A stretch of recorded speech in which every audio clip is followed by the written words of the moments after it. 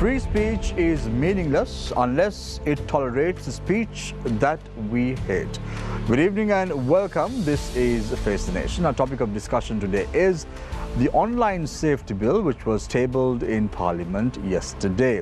To discuss all this and more, we've invited four guests to our studio this evening as well. Joining us this evening on the show are Attorney at Law, President's Counsel Farman Qasim, Attorney at Law Nuwan Bopage, Attorney at Law J. Vijay Bandara, as well as Shihar Raniz, Executive Director for Centre for Investigative Reporting. You too can join in as far as the conversation is concerned. You can send in your messages via WhatsApp. The number is 076 656 5353. The number once again 076 656 5353. To pose questions from the panelists this evening, I have with me on to my immediate left Hiresh Eliathambi, Consultant English News Director at News First. So let's get the ball rolling today with Attorney at Law and President's Counsel, Mr. Farman Qasim, on the online safety bill. What are your thoughts? Well, first of all, thank you very much for inviting me on the show and good evening. Online security bill, I think position of many people and the populace is that there has to be an online security bill, no doubt about it. But the question that we have to ask ourselves and answer is, for what purpose is an online security bill necessary? If you just look around, I think the most vulnerable segment of society of the online crimes and the safe spaces that are not available are the children and females. If we do a proper research, so what we need to address is the child abuse that goes on online, as well as the various pictures and the various harassment that the female population has to go through because of lack of online online security laws. And that is the most important segment of our society. That's our children and the female population, I think, is the most important segment of society in our country or anywhere in the world for that matter, and they have to be protected. So then, looking at it from that context, does this bill attempt to look after that segment of people, or does it attempt to do something else that is totally unnecessary? For example, an online security bill would have initially, if we really thought out, would have initially brought in only for the segments of society for women and children specifically.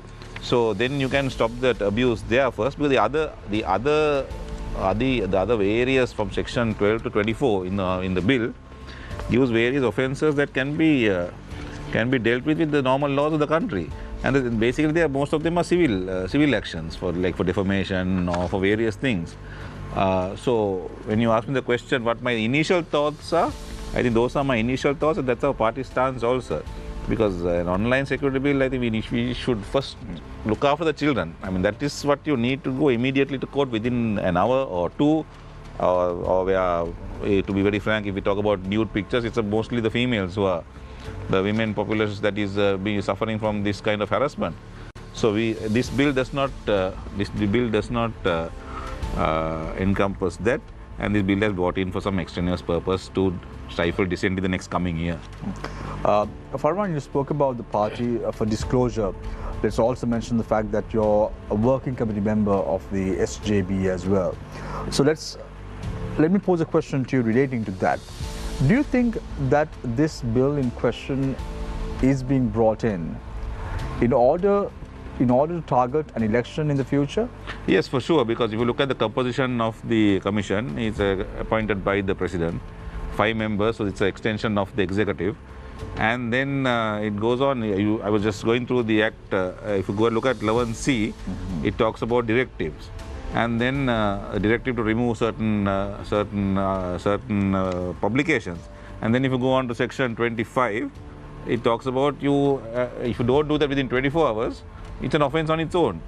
So who decides? This commission decides once again. We are taking out the whole court process and just give the commission the power to say that, look here, I mean, if you have said something, if you on the show, if you say something which is prohibited under sections 12 to 24, which is like wide interpretation, huge wide interpretation.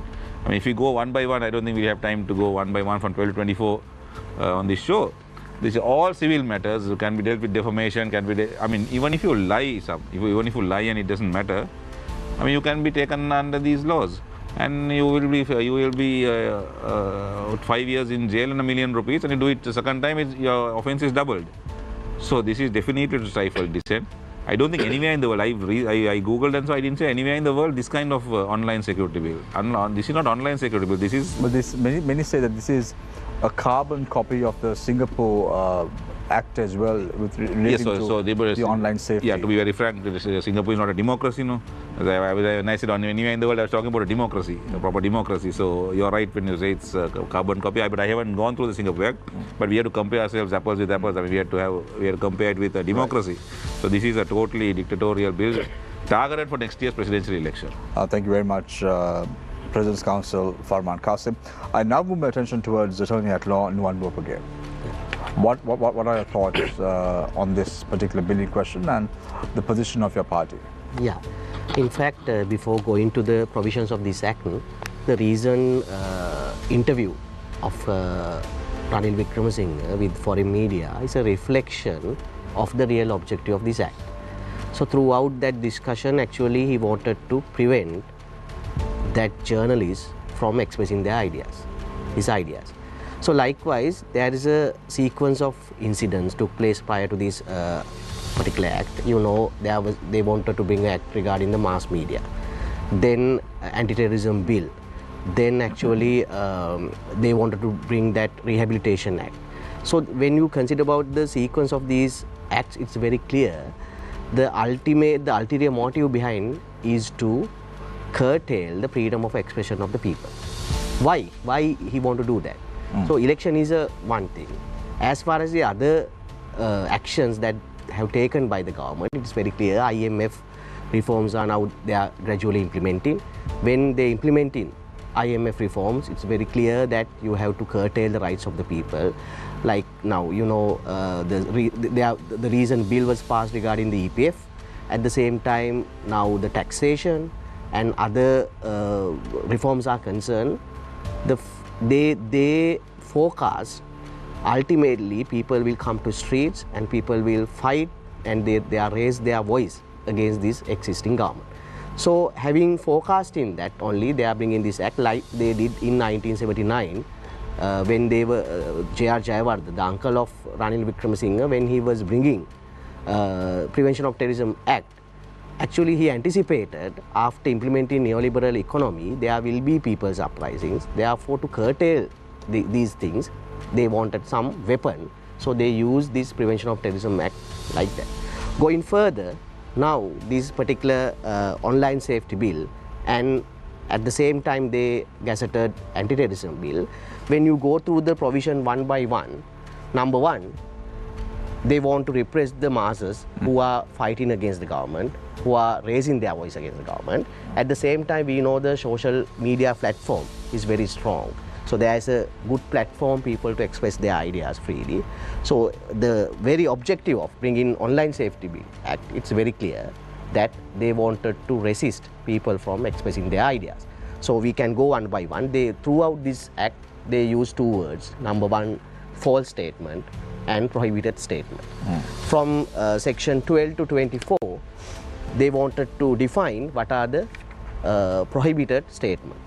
We can go one by one, having taken into consideration all these provisions. When we take holistic idea of this act, you cannot express anything by social media or other platforms.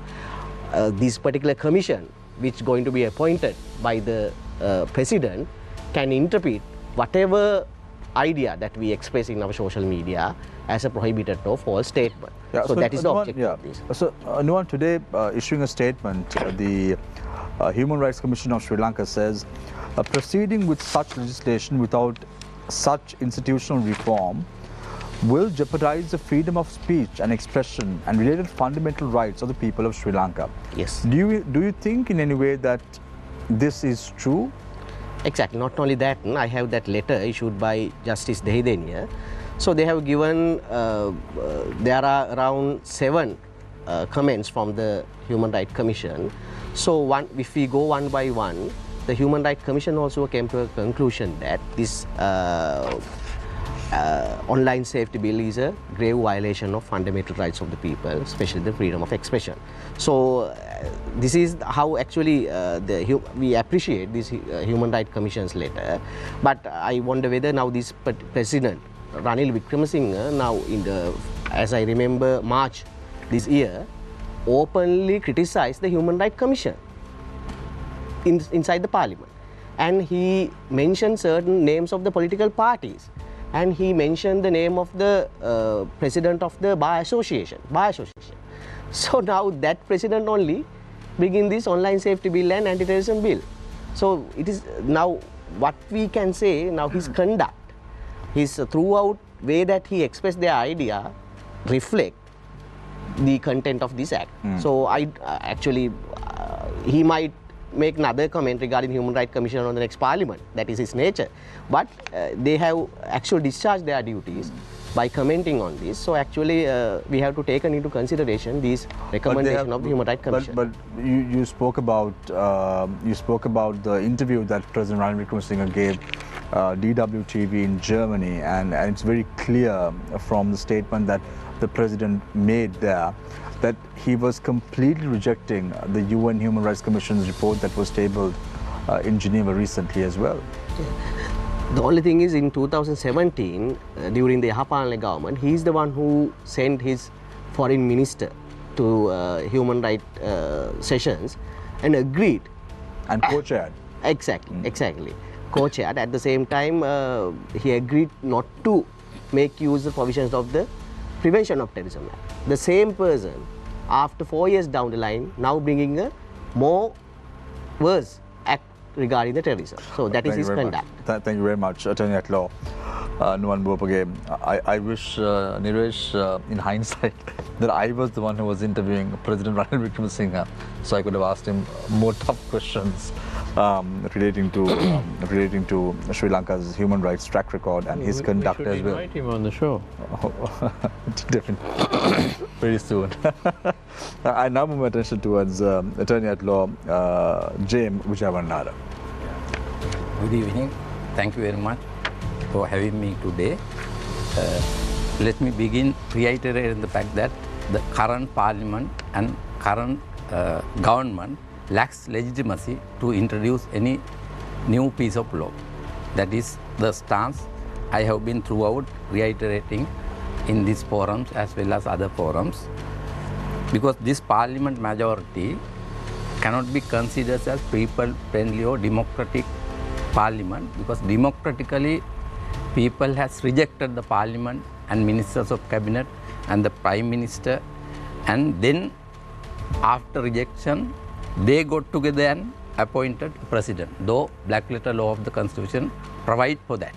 So this parliament lacks legitimacy to introduce not only the online safety bill, any other bill as well. Having said that, may I come to this? This is very seriously, this violates the fundamental right enshrined in the constitution. Now, according to our constitution, Article 118 of the constitution says exclusive jurisdiction with regard to fundamental right rests with the Supreme Court. Article 17 read with 126 provide, that is one of the major and democratic feature of the 1978 constitution, that people can go invoke the jurisdiction of Supreme Court in respect of violation of fundamental rights. Now, once this bill, if it is passed, I hope at some juncture, if this is withdrawn, I welcome that. But now, since it is stable and we have to challenge before the Supreme Court, if this is passed, what will happen? It says false statement. All sections 12 to 23 say what is the offence is. Conduct is a false statement. Statement include speech or expression. Speech or expression. Expression include writing a book, poem, demonstrating anything, wearing certain garments, or communicating certain message in whichever means from you to some other persons or the society at large. So it says false statement, all sections uniformly. That means expression has been declared by this bill as an offence, punishable offence. If you take our penal law, penal code, in any elements of the penal offence is two things. One is physical conduct, second is mental conduct of the wrongdoer. Mens rea and actus we say. There is no provision in the penal code except for giving false evidence that has a separate section. Other than that, expression per se is not an offence under our penal code or any other penal laws. But this act attempt to introduce all expressions, if it is false, according to the executive commission appointed by the president, if they are of the opinion if it is false, then that's amount to a crime. That's amount to crime. Then, if you look at section 28 subsection 3, if this type of affair, if commission or some aggrieved party complain to the commission or the magistrate court, magistrate can decide whether that statement is false or not wrong, or whether it is exercise of fundamental right to criticize or legitimate dissent. Then magistrate will decide whether it's a fundamental right or not, or an offence. Then jurisdiction vests with the apex court of the country, Supreme Court, indirectly transferred to a magistrate in certain instances, and also indirectly transferred to executive branch, a commission which is appointed by the president, not even by the Constitutional Council. Therefore, it is very serious. Entire fundamental right jurisdiction vests with the Supreme Court in respect of freedom of expression and speech will be diluted to lower courts or to a commission. That is very dangerous.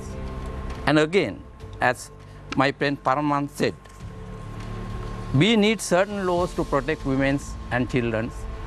Already there are provisions in the penal code to deal with child abuse as well as impersonation, cheating. Now in this bill, there are separate sections. Cheating is an offence which is already there in the penal code. Impersonation is an offence which is already there in the penal code. Child abuse and certain sections form a part of this bill which is already there in the penal code. If you are genuinely intended to safeguard, as Paraman and myself agrees, the rights of children, prevent the abuse of children and women, you should have introduced amendments to the penal code and the law of evidence to adopt this type of evidence in criminal proceedings where accused are charged under the penal code. To introduce this type of action and create a statement per se itself, expression or speech itself an offence is not warranted by any means. It is not rational. And if you consider the genuine objective, if for example in many countries, UK or Singapore, yes, there are certain protection has to be introduced to safeguard children and women. If that was the intention, we should have reformed our law pertaining to child abuse in the penal code, and also to admit compute evidence. Certain laws are there already. Mr. Vijayabanda, just to get some clarity on this, Yes. What is the position of the party relating to this bill? Yes, firstly, this parliament lacks legitimacy. Therefore, we condemn all laws that may pass by this parliament because they are not people friendly. That is first place. And secondly, we will challenge this bill. That's the position of the NPP. Yes. We will challenge this bill, and we will go on public also, not only awareness program, and we are planning to distribute some leaflet to create awareness, disseminate information to the public as well. It's nice to see, Mr. Vijayabanda, after months of heated debates between your members against the SJB, at least now you all are seeing eye to eye in a matter like this as far as the country is concerned. This is democratic country. We all are working for democracy. Because you so said, there can't be any my friend Farman, that's what I thought. So we were friends that is the before. essence of a democracy, yes. Swami. We will agree to disagree on policy matters where it harms the country. We come down to one line, but when we have obviously we have ideological differences. So otherwise that will remain as it is, no? Yeah. Otherwise the democracy won't rise. Look of it, It's like the NPP and the SJP have now united together, but that's not the case. No, it's only on this. No, it's never the case. Our ideologies are totally different, and that's why the democracy will thrive. If ideologies are the same, there won't be a democracy, and then we'll be all mundane, going on the same direction every day. So thank you very much, Farman, for that interjection as well. If these two parties ever do get together on the same platform, we can take the credit for the first step. Yeah. But I now move my attention towards Shahrani's Executive Director for the Center for Investigative Reporting. Thank you, Shamil. First of all, I would like to remind where we are now. We are in a post-Aragala era. If you analyze the Aragala era, people express themselves. There was a platform through online for people to express, right? Even it's available now.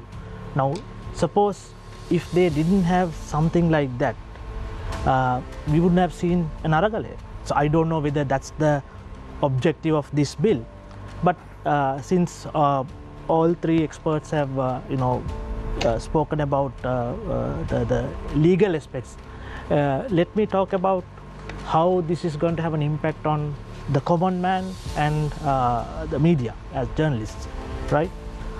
So if you analyze this bill, it lacks transparency, right? It's not definite on certain terms, for instance, like harmful content and disinformation, right? So who is going to decide it's harmful for whom, right? And then disinformation, who is going to decide it's a disinformation, right? I mean, the commission is appointed by the president, it's not independent. So there you have always room to manipulate things, right? And I think Farman also told, like, it creates a possibility to suppress the dissent, right?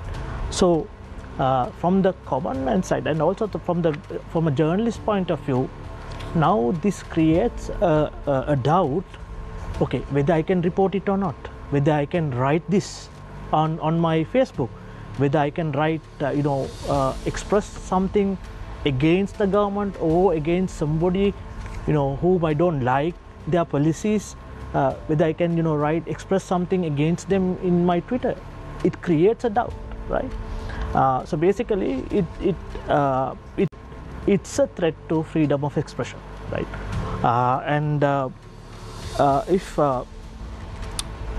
If you also analyze, there is an issue with the data privacy in this, according to the bill. Now, whether we can, I mean, there is a clause where it says you have to retain your data, right? So in case if somebody wants to go through your data, they can go through, and it gives room for you being surveillanced, right, by the authorities, right? So your freedom, your liberty, your freedom of expression, all are curtailed as per the current bill, right? We don't know whether they will amend it, but as per the current bill, it's there. And it lacks independent oversight, right? So I have been always telling, like, the bills are okay as far as you have independent oversight, right? Now here, it's not there, appointed by the president, so we don't know who is going to be in that commission, and they can interpret the way they want to, and also they can basically go behind anybody who is going against the government or the president or anybody in the power. So these are some of the concerns from the sides of the media, journalists, and the public we have to address. So, Shehar, when you look at the bill in totality and look at the recommendations and the suggestions that are made by the Human Rights Commission of Sri Lanka, they speak about 27 out of the 59 clauses that need to be changed and re-looked at. So that means this bill will only go through with approximately around 25 clauses. All the other 28 have to be removed. So I don't know Wow. whether what you said was true. I mean, the cut and paste, but it seems like they have not basically have consensus when drafting the bill, right? At least it seems like no stakeholder consultation has even Exactly. happened Exactly. prior to bringing forth a bill like this sort. That's right. I mean, we never saw a white paper. We never saw any consultation, any discussion taking place. So we knew only when it came, and when we went through, only we saw these shortcomings were there. Yeah, because most often than not, when a bill is brought in, this is part of a legislation in the country. At least this has to be discussed for a few months. And most often than not, many legislative reforms have been discussed in Sri Lanka for over 4 years before being enacted into law. This, absolutely nothing. Why is that? That's why it creates doubt. Right. Thank you very much, Sharon is Executive Director, Center for Investigative Reporting. I now move my attention towards the man to my immediate left, Niresh Lethambi, Consultant English News Director at News First. Niresh, the ball is in your court, literally. You can start posing the questions from the panelists. Well, Shamir, I'm going to break with tradition and ask you a question. Now, we see a lot of silly bills coming through. That's why we take them up here. This is not exactly a legal show. If a bill or a law is perfectly fine, we don't even look at it, right? But when it is something which affects the public adversely, then we take it up because it's of interest to our audience. Now, Shamir, would you say that a bill which where 27 of the 55 clauses are violating the Constitution, would you say this is the stupidest, most ill-conceived bill that we have seen on this show? So far, yes, unfortunately. Ah, yes. So, and we're paying for this, aren't we? Yes. Unfortunately. So I wonder whether this was done at the Ministry of Justice or maybe the Dehiwala Zoo. Either way. But we can't find an architect yet on this bill. Just like the fact that we couldn't find an architect on the anti-terrorism bill. That is one And of for the the media. and for the 20th Amendment. The 20th Amendment as well. Yeah, You don't find, there is no architect. There is no mother, there is no father, there is no child. We are going to introduce to disclose the advisors to the public. We are in preparation of third amendment to the Constitution because they are intellectuals, they are accountable, they cannot hide behind the law and get the politician to go and do, making a muppet. But they are the people, intellectual, who must use their brain and serve the purpose. There is accountability on their part. When they introduce it, they have to say yes or no, freely, without being any interference from the political leadership for personal gain. So if everybody who draft this piece of law and throw it to the parliament or the president and they talk, they vote, but they are hiding behind the door. No, but don't you think at the end of the day, Mr. Vijay Bandara, the onus lies in the cabinet of ministers headed by the president who gives Perfectly, the nod precisely, yes. to place this in the order paper to be discussed in parliament? But what about when you are the public funds, you are educated from the system, and then if you become intellectual lawyer or doctor, whatever, in your particular area, this area also belongs to lawyers and the social activities and the media, so they have a duty. I mean, can you draft this? If I am asked to draft this type of law, if I am advisor, I'm going to say no, I can't. It is not the area that I have learned. Yeah. Well, whoever drafted this clearly has not read the Constitution even once. So, now let me ask Nuan, freedom of expression is not just a right, it's a requirement in society, especially in democracies, where you need to allow people to blow off steam, to criticize, to figuratively shout online. Otherwise, they tend to bottle it up inside. This is a psychological phenomena, of course. So when a bill like this comes in, and if it becomes law, and people are afraid to go online and make their views known.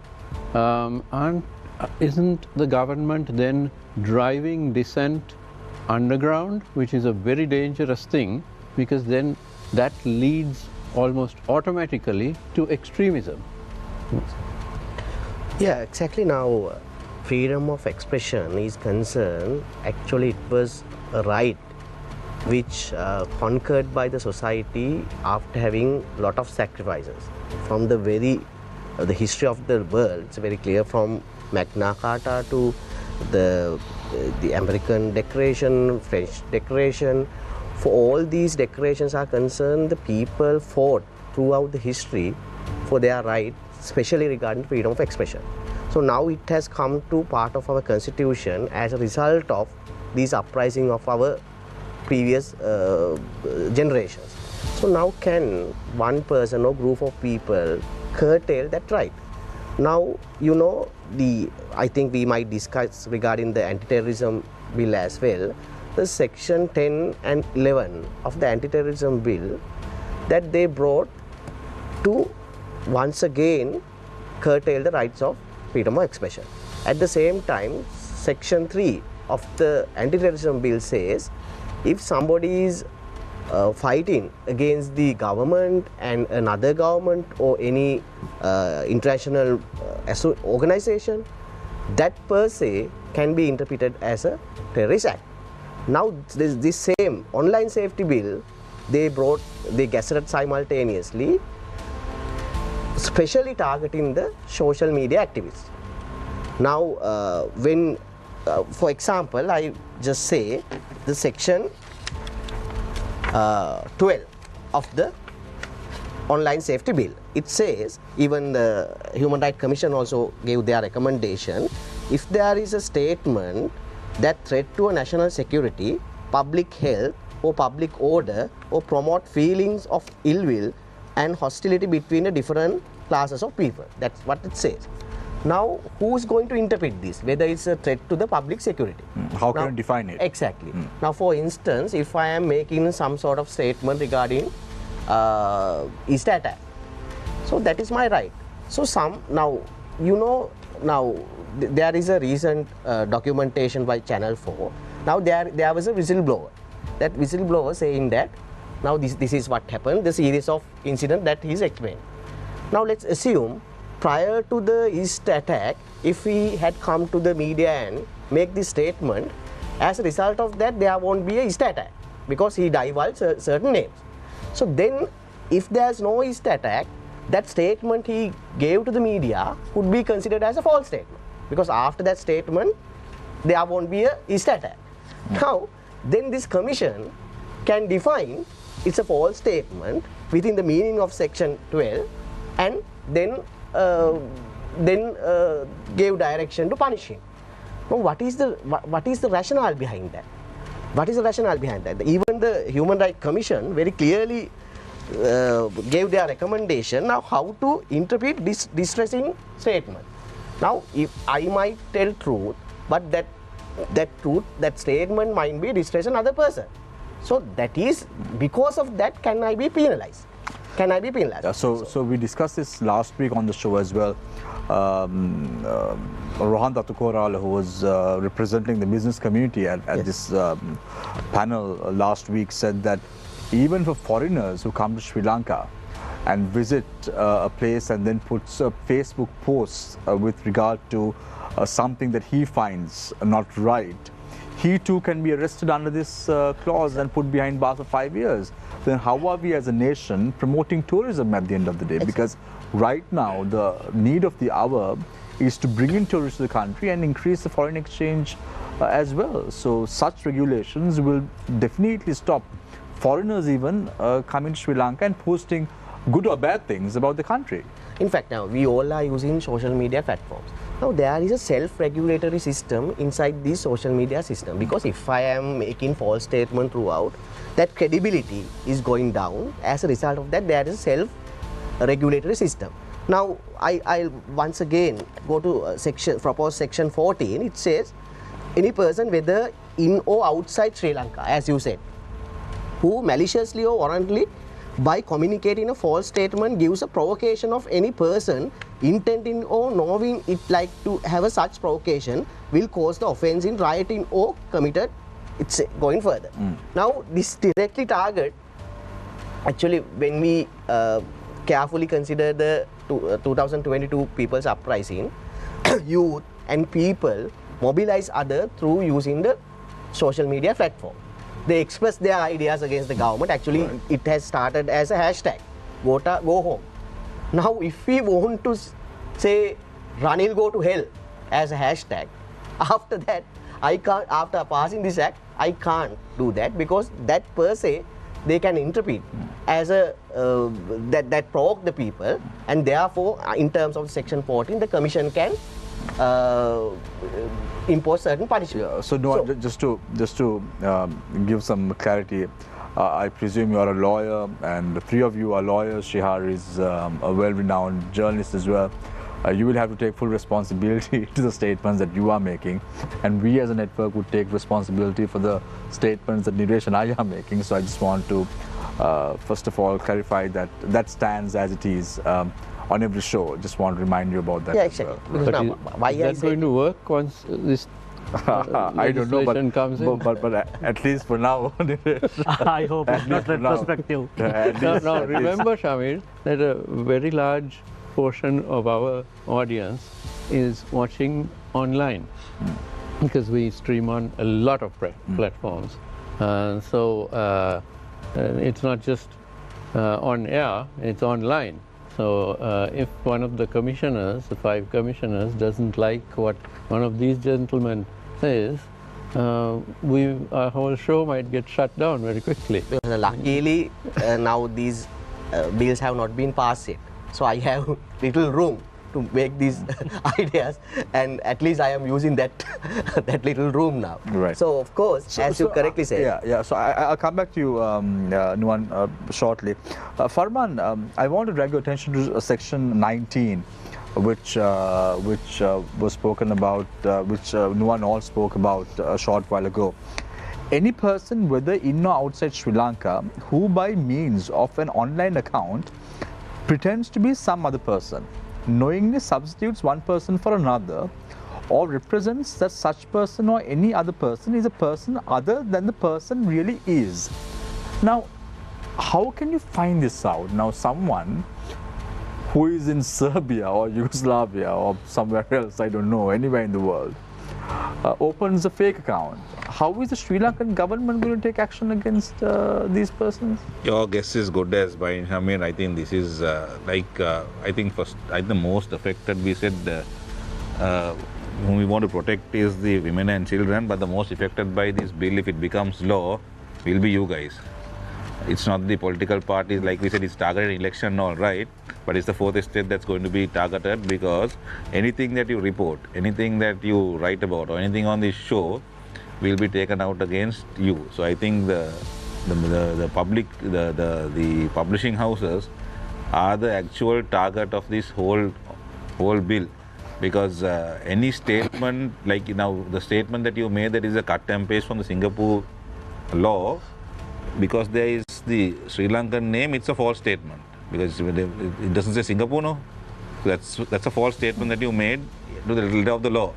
So we can just take you in for 5 years for that if you don't retract. Yeah, but so it's simple things like that. Yeah, but I'm just not that it will happen. Yeah. But what I'm trying to emphasize is that this bill is so harsh that we are going back, like I don't know how many years, probably going back to the king's time or where, that anyone, the commissioners, can tell you to retract, and if you don't within 24 hours remove something, you're liable for what I'm trying to fathom is the fact that, Farman, we have a lot of independent commissions in Sri Lanka, and let's take a look at the Human Rights Commission for an example. They don't have teeth to do any action after they find someone guilty. However, this commission, look at the powers under Section 25. Any person who fails to comply with any directive issued in respect of such person by the Commission under paragraph C of Section 11 within 24 hours of its receipt commits an offence and shall be on conviction be liable to imprisonment for a term not exceeding 5 years. So that's why I reiterate that I told you earlier also that this you take out the court process and give this commission and the right that you say you're convicted on its own right, on its own motion, you're found guilty by the commission. And the danger is this commission is appointed by the president. By the and president. He has the will to remove any person at his discretion anytime he wants. And appoint anyone under his discretion as well. No, we've all been through this document, and I'm a little confused. How are the commissioners to be removed? Parman, could I address that to you? At the will of the president. At the will of the president. Because the Parliament has nothing to do with it. Because the appointing authority is the president. Exactly. And he can remove. So going by that, the removing authority also will be the president according to the interpretation audience. So yeah. So you could have an accused murderer as a commissioner, and that's perfectly fine. No. There are certain disqualifications. Yeah. I'm just playing devil's advocate here. Thankfully, this bill has not become law. Get into the commission and then can be murdered. Thankfully, I am there. You're immediate right. You can first get into. There are certain specifications. There are certain specifications. However, it says very clearly under Section 7, the president may, for reasons assigned, remove a member of the commission from his office. So it's under the president's directive. And remember, president is immune from court cannot question. Yes. President's discretion. So The frightening part here is Section 25. Where on something happen on an event taking place, the court process is sent out, and you are 5 years in jail. You do it again 10 years, double it. I mean, where in the world where in a decent democracy or where rule of law applies, where do you take out the court process and give 5 commissioners the right to say you're guilty of something? And who interprets this? It's the commissioner's interpretation. And why is it, Mr. Vijay Bandara, the contempt of court aspects have been mentioned in this bill in question? That is, I was to address that issue. Before that, mentioned that about sister radio, there is a famous program called Tarzan. Tarzan also impersonal. They can say he is not appearing as if what is by his name, pretending to be a different person, Tarzan. He also can be dealt if this bill becomes law. That's the danger. That's the danger. If commission say this Tarzan is doing something and he is not the person, his name is different, he also can be dealt. See how dangerous. Then let me come back to your question. Now contempt of court is clearly laid down in the Constitution as well as Civil Procedure Code as well as Criminal Procedure Code. There are 2 categories of contempt. One is contempt committed in-house of the court, in the presence of the judge. Those are dealt by respective courts. And other thing is contempt of court commits outside the court. All this communication and online expression falls under the category 2, contempt commits outside the court.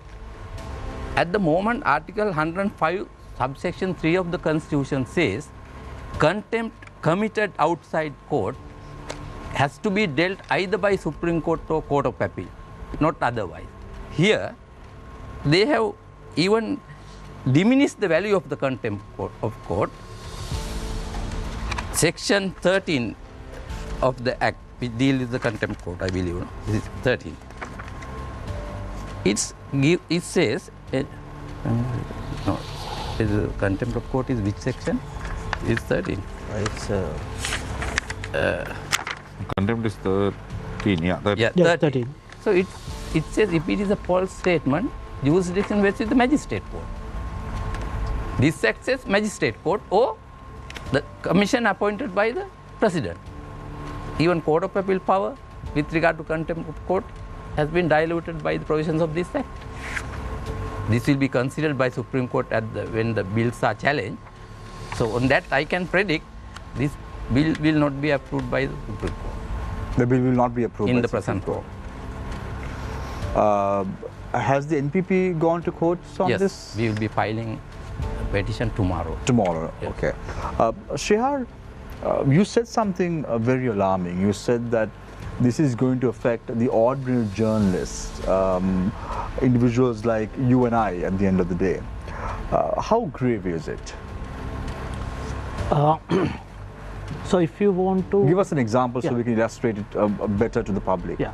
So if you want to write a story about corruption, right, and say there's a person in the government involved, and when you write it, and with all the quotes and background, simply that person can if they are close to this commission or commissioners, basically the commission can come behind you and say this is wrong, this is a disinformation, right? And in journalism, basically you go with certain anonymous sources, right? You go with people's statement, right? Now sometimes we verify, mostly we verify, sometimes we go with what they say because they have the authority to say.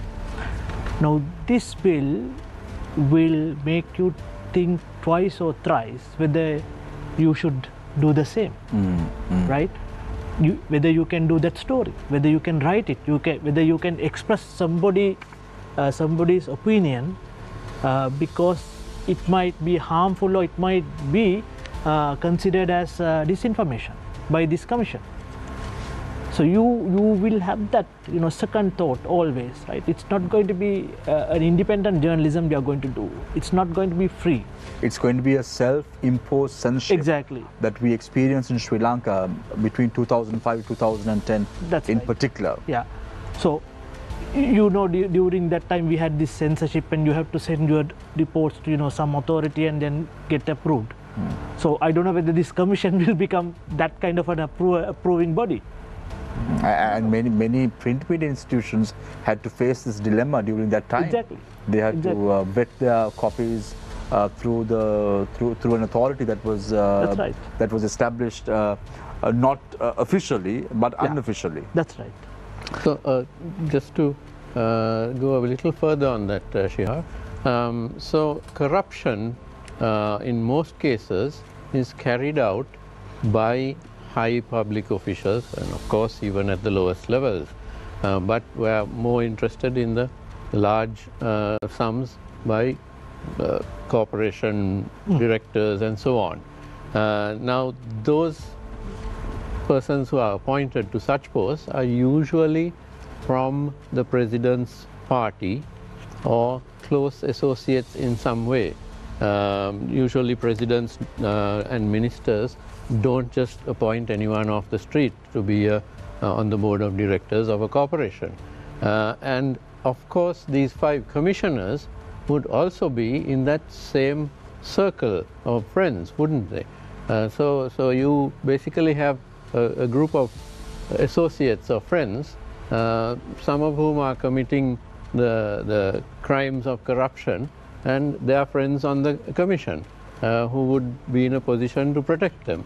So this sounds quite a disaster where corruption is concerned. Would you agree? Well, Niresh, historically we have not seen a president or a person in the power appointing somebody against them. So yeah, in that sense, that might get repeated. You brought a very pertinent point there. I think, like you said, it is natural that you appoint people in your circle. That naturally happens. That is by giving authority to this bunch of power and authority to persons appointed by the president on his own motion to a position like this, and where they are given so much of powers.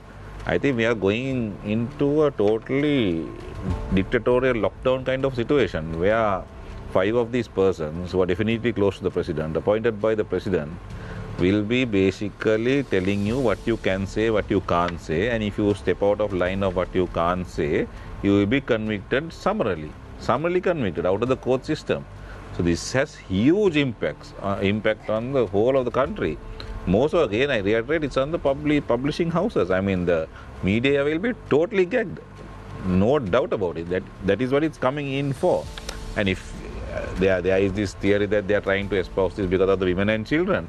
But if it was so, they could have just concentrated on that and given the power to the magistrate to decide. So Beagle's advocate, Farman, let's say in the government's defense, the government says that there needs to be laws of this sort to protect women and children, as you mentioned. Do we have adequate laws right now in Sri Lanka to protect the rights of children and women? I will differ with my good friend Vijayabanda that we might not have adequate laws because of the speed.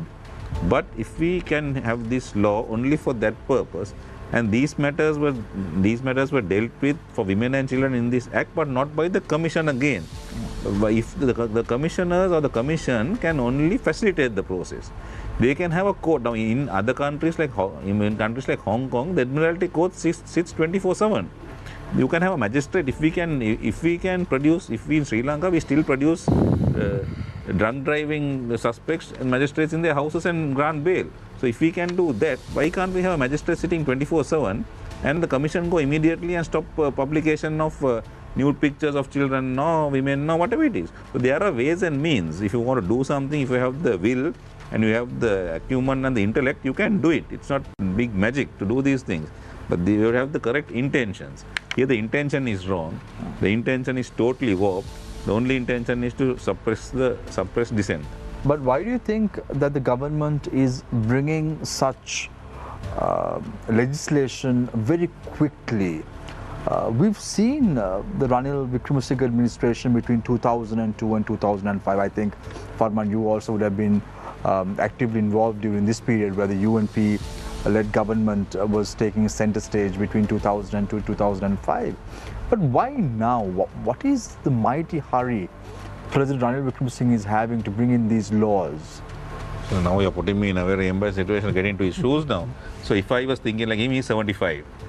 This is his last run, right? So he needs to get re-elected in next year, where he's turning 75 next year, his last run.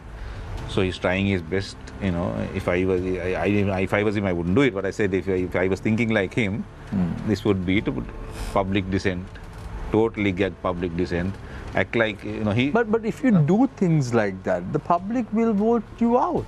Now look at the cost of living in the country. Look at the way in which the health sector in Sri Lanka has collapsed. There is a crisis taking place, and this bill again speaks about the public health sector as well. So why would you do something like that? Why would you get yourself shot in your own toes? Good question again, Saman, because when you get into the chair of the executive presidency, I think everybody goes a bit cuckoo. It has happened to almost every president that sat on the chair. You start thinking differently. So his thought process is, I'm 75, I'll give it my best shot. If Sajid Premadasa is appointed president, he would act the same. I said all who have got into the position. I didn't say who are going to get into the position. I said all who got into the position. Sajid Premadasa. You said that everyone who gets into that who got into that position. Not those who will get into. Not to get in. So let's say if Anukumar Disanayak or someone else is appointed, that's a different story. Sorry, once again? If Anukumar Disanayak or someone else gets appointed, then it's a different story. I can't speak for Anukumar Disanayak because I don't know him that well. I haven't even had a decent conversation. But I know that Sajid Premadasa, if he gets into that, of course, he's not going to behave like this. That's for sure. Going by the way he conducts himself in the party and the working committee. I've been privy to what happened in the working, not that I was a part of the working committee in the UMP, but I've been privy to how it happens in the UMP and the SJB, so it's totally different. So what I was trying to say, Shamir, is that's his thought process. He's 75. This is his last run. So try to stop dissent as much as possible, and attempt to, you know, see what happens at the election, hoping for the best. So Vijayabanda, if you look at it, Sri Lanka has a good national center for cyber security. We've seen the manner in which how they have taken actions very swiftly against online bullying and all that.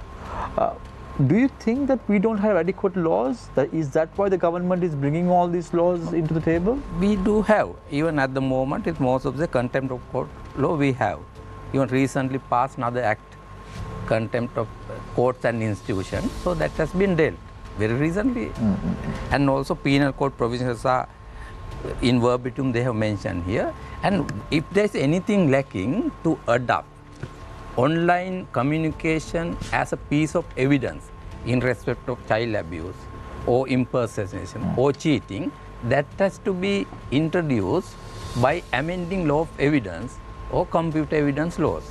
Those laws are there. Electronic Transaction Act, there is Act. So there is no need to ensure existing penal law pertaining to protection of child and women has to be addressed by separate act called online safety. There is no necessity at all. And other danger is, now Nuresh refers to corruption, look at section 22. Because last week we had Ambika Satyalanathan on the show and she said that this should not be worded as online safety, this should be worded as internet stoppage. You know, it's just absolutely a hideous bill in the eyes of it. And most of the things are impossible to implement. All what they can do is harass Sri Lankan media only. They have no jurisdiction to go into other countries. No, but what I don't understand is you have countries like the UK, the US, where there is self-imposed regulations for social media like Facebook. Yeah. We saw on the 21st of April 2021 when the Easter Sunday bombings took place, when there was so much of hatred, racism that was spreading. There was complete outage of Facebook in the country as well. Yes. So don't you think what is important right now in Sri Lanka is to have these organizations like Meta or CERT or whatever it is, to ensure that they have a self-imposed regulations to address these issues? Yes, I do agree with you. Now here, they say 22 says private information. Now President Ranil Wickremesinghe himself, when he was the Prime Minister, he is the one appointed a commission headed by former senior lawyer Mr. R.K.W. Gunasekara, and they recommended to remove the criminal defamation laws from Sri Lankan Penal Code. That is after that in famous Singharatnatunga's defamation case, he was convicted for defaming then President Chandrika Bandaranaike Kumartuma. Thereby it was removed. Now this section 22 indirectly reintroduced criminal defamation because this is a penal section. And also, very important, Nuresh, as you refer to corruption, this says disclosing private information is an offense. And there is an exception here, but if this does not include any information that may be evidence of the commission of any other offense. That means even if information belongs to private individual, if it is something to do with any other offense under the penal code, that information can be disclosed. It is not an offense. That is only in respect of private data. But when it comes disclosing public information, corruption, public institution conduct, there is no that such expression. Even to disclose a crime, you are prevented from disclosing that. That per se is discriminatory. They have given protection to, they have enlarged. The people can disclose facts, media can disseminate facts if it's related to commission of an offense, not under this piece of law, under any other law. But if you disclose any departmental data like, hacking the medicine database or something, so then you can be caught up, even if you disclose which is connected to commission of an offense. Now, corruption and bribery is an offense. So you are prevented from disclosing those data. That is the meaning of section 22 of this bill. So, Shihar, let me bring you back to the medical crisis that Shamir mentioned. Now, this of course has several facets, including the shortage of medicines and some patients apparently and unfortunately passing away due to some medicines being given. Now, when the media first reported this, the government authorities concerned came out and denied it completely. But of course later on, with the GMOA and other organizations also joining in, it became proven. So what happens when the media gets to know that a batch of medicines in a particular hospital is causing issues to some patients, and it's in the public interest to raise the alarm and say don't take this medicine, this bet should be removed. But of course, government works very, very slowly. It takes weeks for them to do that, and media pressure is required. Now, how would you report that at all? Because you're going to get taken down for reporting something which the health ministry will say False. is not true. So there, I think you will need solid evidence, something like a consultant coming out and saying that. But health regulation, Yeah. the AR and FR prevents, Exactly. That's what that's why government servants from coming out and saying anything. So without the approval from the secretary, ministry secretary, they can't speak to the media. But it's the ministry secretary who's denying it. Right. so this is the dilemma here. I think this is the dilemma, right? We will know things, but we won't be able to report things, right? And in the public domain, we will not be able to share many things, right? Like what we have done in the past, right?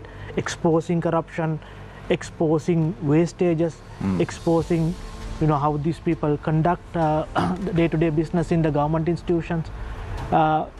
We will have to wait and see how we are going to do that, with the commission and with, the new act. If this being passed as it is, we don't know. We are going into unknown territory. So, Shehar, Section 16 of the bill says, any person, whether in or outside Sri Lanka, who with deliberate intention of wounding the religious feelings of any other person, communicates a false statement to the target person, commits an offence, and shall be, on conviction, be liable to imprisonment of either description for a term not exceeding 2 years, or to a fine, or to both such imprisonment and fine. How does the commission define? How does the commission define that it was deliberate or not? No idea. I mean, this is why I'm saying, like, it's not defined properly, right? Now, a bill should give a totality on the proposed act. Like, this is how we are going to do. Now, this is so gray, where they don't define, okay, this is how we are going to do this. This is how the mechanism is. This is what a hate speech is. This is what a disinformation is, right? Now, without defining that, we can't say anything unless and until these commissioners come and say, okay, this is what it is. And we also have to learn by seeing what's going to happen. It's kind of a on the work training, on the job training. Yeah. So Farman, looking at Section 21 of the bill, I'm reading out these sections in totality because I want the people who are watching the show to understand what we're discussing, or else I can just mention Section 21. But Section 21 of the bill says, any person, whether in or outside Sri Lanka, who communicates any false statement, now this is not defined, with the intent to cause any officer, sailor, soldier, or airman in the Navy, Army or Air Force of Sri Lanka to mutiny, or with intent to cause fear or alarm to the public, induces any other person to commit an offence against the state or against the public tranquility, commits an offence. Now, Farman, does this mean, like the Killing Fields documentary that was released by Channel 4 in 2011, the recent Channel 4 documentary that was made public a couple of weeks ago, cannot do so? So now if you look at this, Shamil, now false statement is defined. Means a statement that is known or believed by its maker to be very incorrect, broad. very incorrect or untrue, and is made especially with the intent to deceive or mislead, but does not include caution and opinion or imputation good faith. So incorrect or untrue also is very, very broad. But public tranquility is not defined. So now how are we going to decide what public tranquility means? Public tranquility for you is different for me, tranquility. Now, So Farman, also the truth changes. Yes. Today the police spokesman may say this person committed suicide, but tomorrow the government analyst will come and say, no, he was poisoned. So then the truth actually changes. It changes from time to time, from person to person. That is why we have diverse opinions. It talks about opinions also, but that's why we are basically giving this commission to play God. That's what we are giving. And if I may ask you, I mean, high up in the establishment, are the publishing houses also challenging this bill? Because I think the biggest target segment is the publishing houses and the media houses. I'm wondering whether the publishing houses and media houses have discussed this issue to challenge the bill, because I think putting the onus on the political parties alone also is it's a good thing anyway. As a political party, we are going to challenge it. We have challenged it. I think we're challenging it right here. Whether the publishing house is also challenging in the Supreme Court. And also you can't predict anything, as you rightly said. Prediction may find wrong or correct next day. Then even prediction per se amount to a crime if this law is passed in this form. And also, Mr. Vijayavanar, now since there is no hearing at which the so-called accused gets to explain his or her side, you can't even rely on precedent.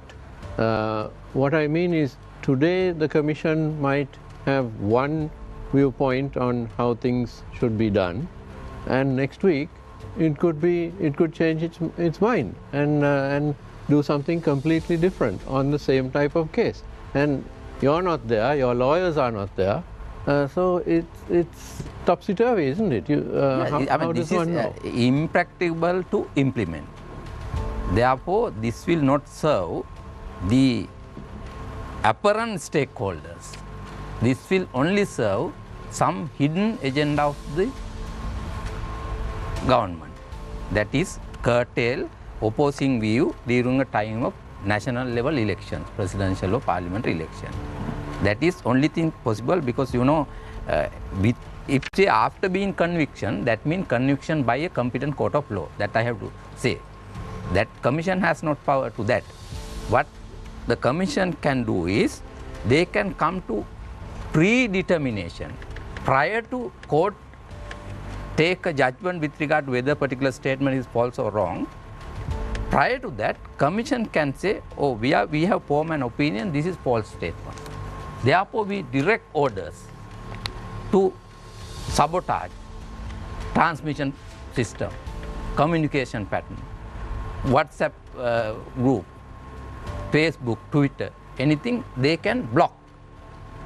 That is prior to the conviction. The commission always act prior to the conviction. That is more dangerous. Yeah. So what I don't understand is, Nuwan, looking at section 48, where an offence under this act is committed by a body or person, then if that body of person is a body corporate, if every director or other principal officer of that body corporate, a firm, every part of that firm, and an incorporated body, every individual who is a controlling member of such a body, and every principal officer of that body responsible for its management and control commits an offence, provided, however, that no such person shall be deemed to have committed an offence if he proves that the offence was committed without his knowledge, or that he exercised all due diligence to prevent the commission of that offence. Now, what does this mean now? Someone makes an offence, he commits a crime, and then he comes and says, like what we saw in the past, where a lot of perpetrators went to courts and said, I can't remember, I don't know how it happened. Anyone can go up and say, this happened without our knowledge. I'm very sorry about it. I will take action not to repeat it. So they are excluded from this, is it? Yeah, exactly. So as you correctly pointed out, they have been excluded. At the same time, now this section 48, actually ultimately all these sections must be read with the section 12 to section 24. Now I'll take an example like this now. Now for instance, now you pose a question. Now we must have a right to express an idea based on surmise or conjecture. It's very clear, because now there are certain circumstances, then we can analyze, then we can predict something out of that. For instance, now let's think about the bond scam. Now there are series of series of incidents.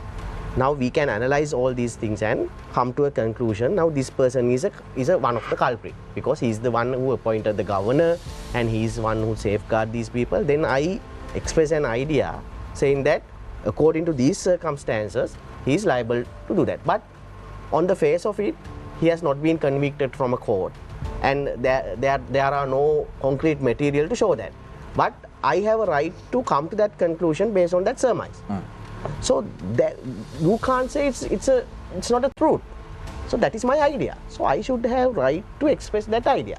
So in terms of this section 20 and 22, that has been prohibited as a prohibited statement. Then it connected to all these section 48 and all these, whether it's a body corporate, whether it's an individual.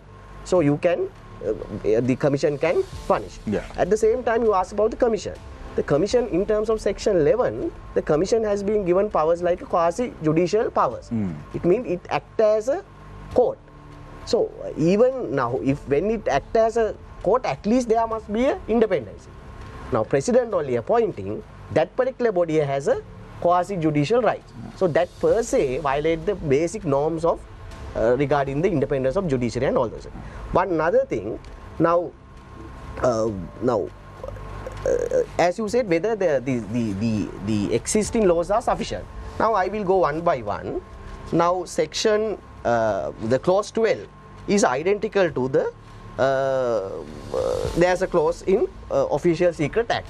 At the same time, clause 16, 17 and 20 are identical to the 291A and 290B of the Penal Code.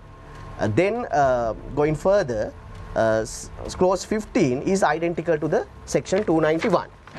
So likewise, even in the these anti-terrorism bill, most of the clauses are in the penal code. So why they need special law like this? Then as far as the other laws are concerned, because penal code and offensive weapons act, at the same time certain amendment was brought to the computer crimes act. So all these general laws govern most of these offences. Then only you have to think about why they are bringing this particular act. So then when you read all these sections together, ulterior motive is clear. Whether the definitions given by them and the interpretation given by them regarding the false statement, prohibited statement. So all these, the ulterior motive is basically they are targeting the social media activists. So my concern is all these provisions are governed by some other general laws.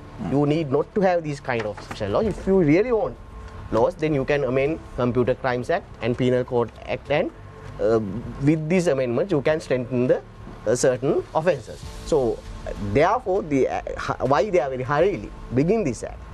So now you know, as far as this government is concerned, this parliament is concerned, now they lost the people mandate. At the same time, there's no social contract. This president is concerned is only a substituted president. So in a situation like that, in a crisis like that, what they should bring, they have to actually how to minimize this burden of the people, how to minimize, how to bring concepts like cooperative system, how to close the loopholes in the other like microfinance bill. So those are the debate that should brought to this parliament. But instead of that, what they are bringing most draconian laws ever in the history. So in that sense. Farman, interestingly, what Nuwan and Vijay Bandara and Shihar inclining to say that this bill is not necessary for Sri Lanka. How do you view the role of parliamentarians? I know you are inclined towards the SJB, but don't you think if this bill passes through the Supreme Court, even the parliamentarians have a big responsibility to play and ensure that this bill should not go through? Of course, this bill should not go through. That's a must. I mean, that there's no two words about it. But as you know, we are in a very funny situation today. We have a president who has been appointed by the SLPP government. They hold a certain number of seats in parliament, even though there is a breakaway segmentation. I believe strongly that most of these bills, the Supreme Court will determine that you need 2/3 and a referendum to be passed. Most of the clauses will also say you need 2/3, which I don't think this parliament will any in favor of. There will be 2/3 in favor of passing a bill. But more importantly, I think we need to share this discourse with the general public and take this way forward, because this bill and the anti-terrorism bill, which was on the order paper but funnily not tabled. That's the new operation now. You put it on the order paper and not table it. So we are not sure whether this is now the time for determination is over or not. With the constitution says 14 days from the time you put it, the bill is on the order paper. So both these bills are on the order paper, but only the online security bill was tabled. So something very sinister is going on, and some modus operandi to get these bills passed. The 14 days from the order paper means it's not tabled, but whether we have after they table it, it's after 14 days if it's tabled, Right. when we challenge it, they might, the court even might say that it's past the 14 days in terms of the constitution. Yeah. So something very strange is happening. Yeah. We have to be vigilant. And I want to reiterate that the intentions of this bill are wrong. So many people should know that. I mean, we had espoused that cause that the intentions of this bill is totally warped. The only reason is to shut down dissent. Again and again I say, if we want to protect women and children, we can bring it in that bill and have a 24-hour court even. Yeah. Give it to the court. So Shihar, now getting back into this interview that was telecast recently by DW TV in Germany. So if the president, based on this bill that is, if the president dislikes the person who interviewed, he says, you're talking nonsense at one instance, then he says, bunkum, you know. So based on this bill, section 12, any person whether in or outside Sri Lanka, so he is definitely culpable, who poses a threat to national security, public health and public order to promote feelings of ill will and hostility between different classes of people by communicating a false statement commits an offence and shall be convicted for not less than 5 years. So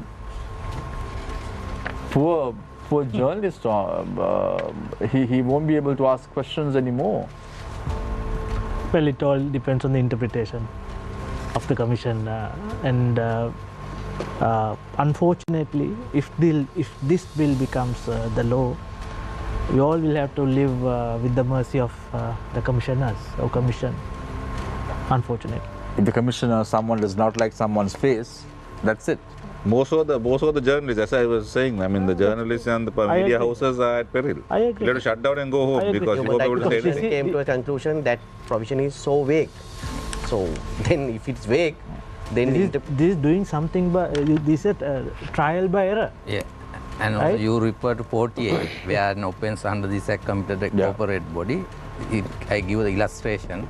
If your segment of your news telecast, say news at 7, if commission is of the opinion it is false, right? Then your director has to go and say that I am not liable, I have acted due diligence, I read the news bulletin and all these. I didn't know he was going to say this. Yes. Yeah. But for that I you have to don't go. remember. Yeah, I can't remember. Exactly, Shamir, if this bill passes, then Face the Nation might have to go into some kind Under of the table. underground operation. cover the face. But that also will be impersonation is followed. not allowed. Oh, yes. Impersonation We is can't not allowed. impersonate No, anyone. the other concern is now see, we do news, we write news based on the sources. Yes. Right. Now the sources will be scared to come out and speak to us because they will be targeted. I think international norms are there. No, the journalists cannot be compelled to disclose the source of information. That is the law, right? Now this bill has totally. And under a closed court, you can divulge. Yes, but if it is secret or something, not in in a an proceeding, open court, yes. yeah. Whereas the world is encouraging whistleblowers, Yeah. here we are even stopping the proper news channels, even proper sources from coming forward. I mean, this is absurd. Now, to say say the least. Marisi Palo, certain cartoonists, they have use a different name. They don't use their exact name. But now they have to disclose it if this comes. Yes, you have to put your name. Yeah, put your name. Birth certificate and everything. Birth certificate, I don't know. In the world, that it's a sacred right To not to for disclose the source. journalists to not to even write certain things using a different name. So It's a norm. It's a norm. exactly, it's a norm. So they are That using happens throughout. everywhere. Washington Post, New York Exactly. Times. It's an option and freedom for Yes, you, right? absolutely, absolutely. So, and if you look at it, even the Sunday newspapers in Sri Lanka, most of them are reporting under as yes. Mr. Vijay Bandar said, under different names. Yeah. And that will also be stopped because of this. If you look at the Human Rights Commission report, as Niresh and I mentioned earlier, they want section 3, 5, 7, 11, 25, 26, 30, 12, 14, 15, 16, 17, 20, 19, 27, 22, 32, 33, 34, 35, 36, 37, 39 and 48 So- to be amended. So basically, Toss- right to the... Do you have a waste paper basket around? Unfortunately, no, Niresh. So directly to the waste paper basket or thrown out of the window. I want to ask the four of you, what is the way forward for a country like Sri Lanka? We all agree that there needs to be certain limitations when it comes to social media. Farman initially said that child and women protection is very important. But what is the way forward? So let's start off with Shihar. I'll give you 2 minutes each to wrap up and sum up on the topic today.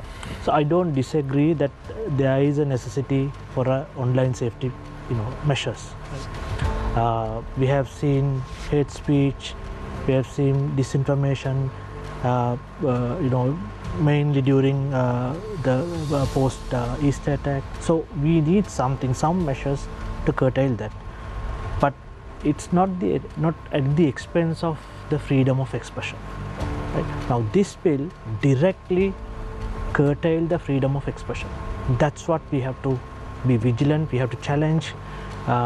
We have to stand up as a voice, as a nation, and say no to this bill and those specific amendments. And it also creates doubt whether you can express something, whether you can write something, whether you can comment on something. So it directly deprives your freedom of expression and your liberty.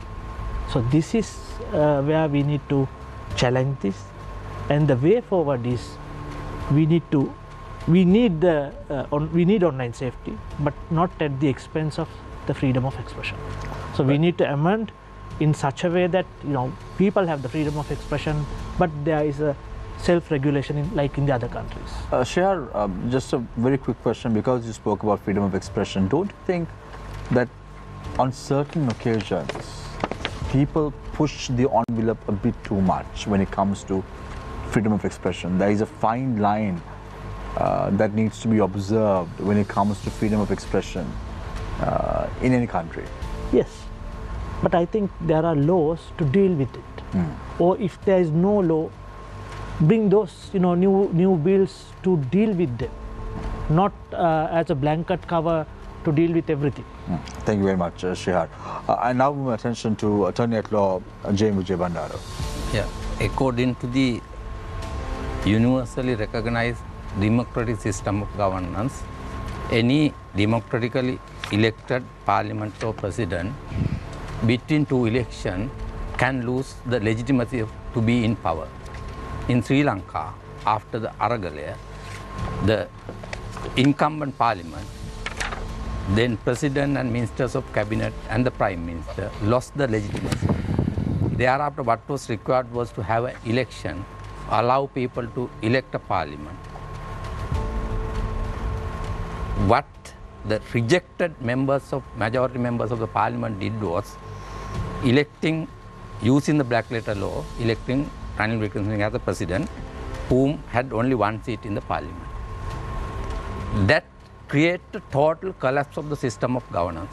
Therefore, until such time that we set in motion the proper system of governance, this parliament should not enact any laws.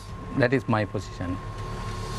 That we have seen, if you take last 2.5 years, all the advisors or the ministers, they came in public, came to this table, say 20th amendment is good. Within 1.5 years, we'll pass another new constitution. nothing will happen. After 1 year, they say, no, that is bad, now we go for 21st Amendment. Nobody take the accountability or responsibility by expressing in public, this is good or bad. Next day say, no, yes, it is wrong. So nobody accountable to the society.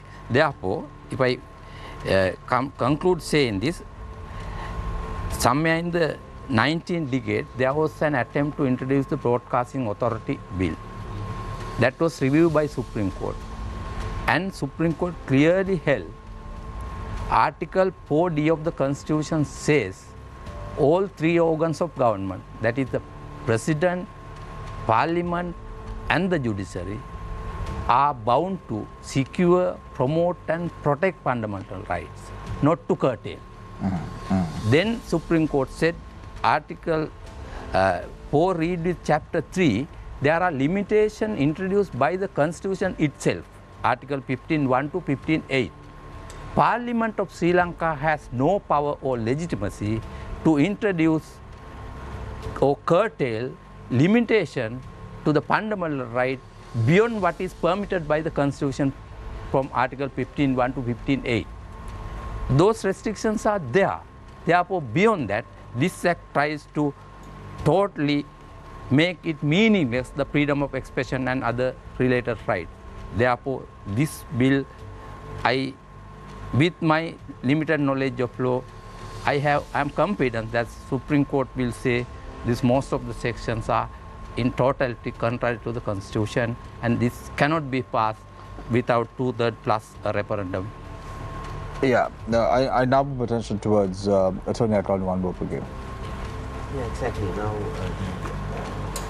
our Constitution and the Human Rights Declaration guarantee the freedom of expression and other fundamental rights. Whatever bill should be subjected to those rights. Now here, why we all are now exercising that our rights of freedom of expression. Now there must be already there is in society there is a self-regulatory system. So we have to enhance that. We have to uplift that self-regulatory system. So that is the fundamental thing that we need. Even in the social media, there is no such a crisis, because within that system, people know how to regulate themselves. Within that system, people criticize each other. Within that system, people know how to avoid some sort of statements. So that regulatory system must be there. If the government if the executive is going to interfere with that, it will create serious issues. Now we know as to how they use Public Property Act, as to how they use Ragging Act, and as to how they use even the ICCPR Act. The ICCPR Act was brought to with very good intention, but the Section 3 of that Act was almost they used to suppress the people who are expressing their ideas. Likewise, even these kind of acts also they misuse. Then how can we expect they will not misuse, the executive will not execute this kind of draconian law. So we have that experience regarding the Prevention of Terrorism Act. As Mr. Farman says and senior counsel said, I disagree with that, because throughout all the people who came to power pledged to abolish the PTA. But nobody did. Once they come to power, they are misusing this. That is the nature. Even though now they are protesting, they are making things against that. But once they come to power, they always use this provision. That's what this Ranil Wickremesinghe government doesn't understand. They won't be in the power forever.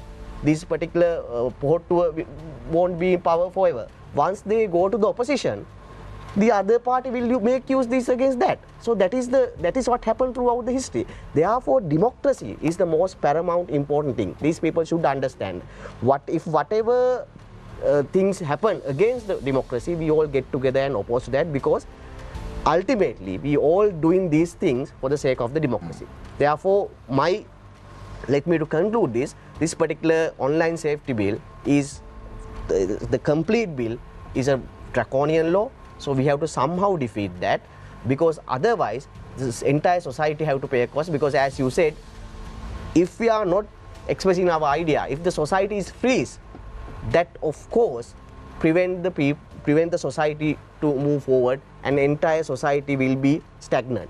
Therefore, we have to stop that. We have to, at what cost, we have to protect the freedom of expression, and we have to defeat somehow by way of a street fight, by way of judicially before courthouse, we have somehow to make our best effort to defeat this particular bill. Thank you very much, Nuwan. Last but not all the least, Farman Qasim, President's Counsel. The question was, what's the way forward for Sri Lanka? What's the way forward is we have a rogue parliament and a stopgap president. So when you have a stopgap president, he should not be looking at re-election. No, he's not looking at looking at his future dreams, but as sorting out the problems of the country. Now, is this the biggest burning issue in the country today? Is online security and the ATA the biggest burning issues in the country today? And to be more, no. The largest burning problems in the country are the social problems that are there. So basically the way forward is, if you really want to do something good, you do something good in the social aspects of things. And also with regards to what Nuwan said, when we come into power and we forget everything, SJB is different because we are the ones who tabled the bill, a private member's bill. No other party in the history of after the executive presidency was enacted that tabled a bill, a private member's bill, to abolish the executive presidency.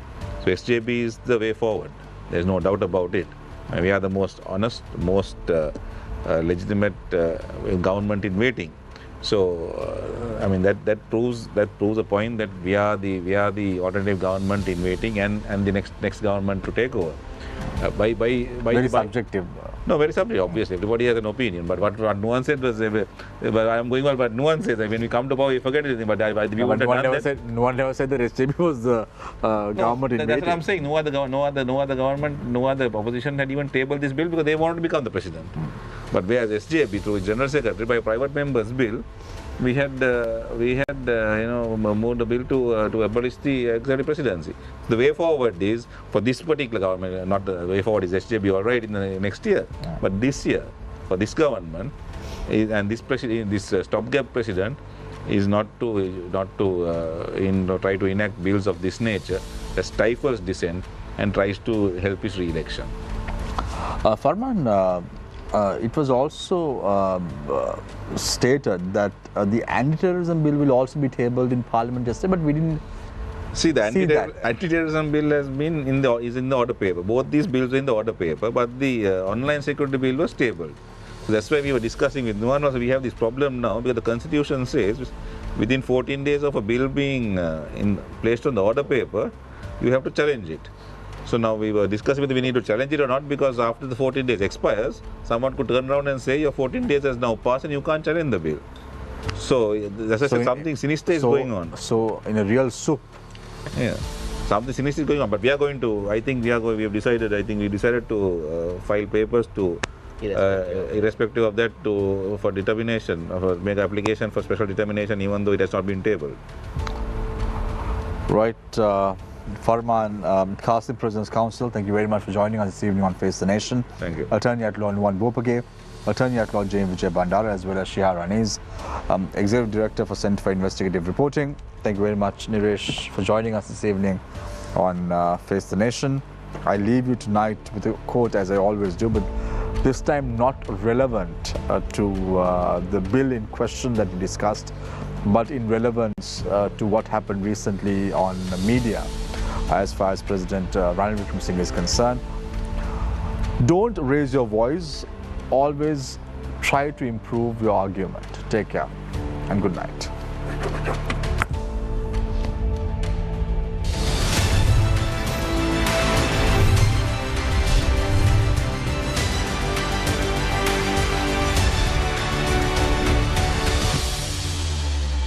So if we think about this history of